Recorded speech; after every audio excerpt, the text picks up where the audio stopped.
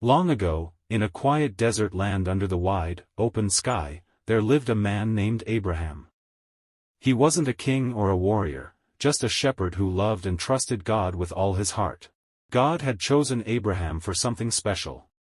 He promised him, "You will be the father of many nations. Your descendants will be as countless as the stars in the sky." But there was one problem: Abraham and his wife, Sarah, had no children. And they were both very old. Still, Abraham believed. He trusted that God could do what seemed impossible. And then, one miraculous day, God's promise came true.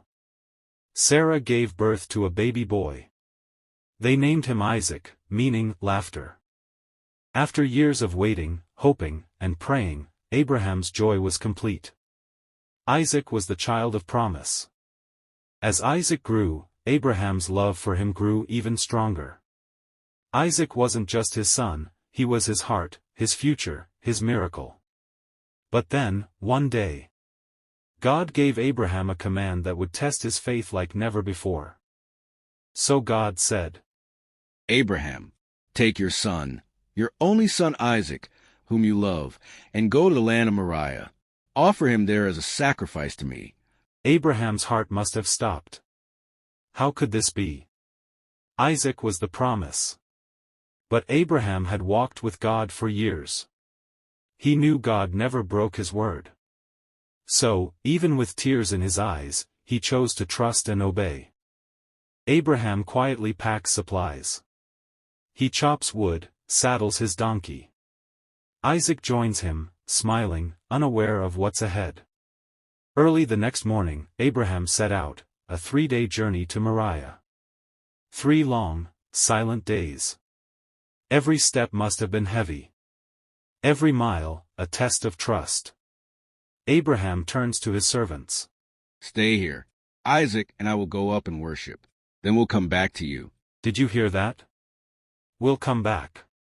Even now, Abraham believed God would make a way, even if it meant raising Isaac from the dead.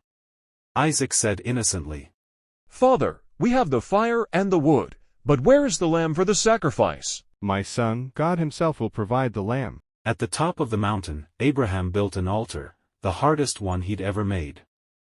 Isaac must have understood what was happening. Yet, he didn't run. He trusted his father, just as Abraham trusted God.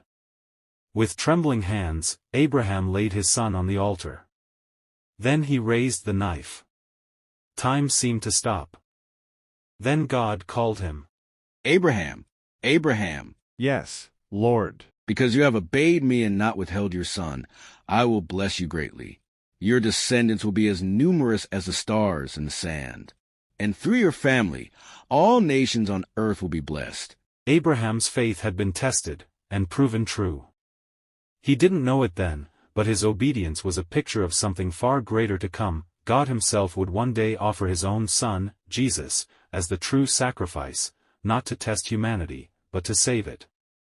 Abraham and Isaac walked down the mountain, hearts full of gratitude. The test was over, but the lesson would live forever. The story of Abraham and Isaac reminds us, when we trust God fully, we find that his plans are always greater, and his love never fails.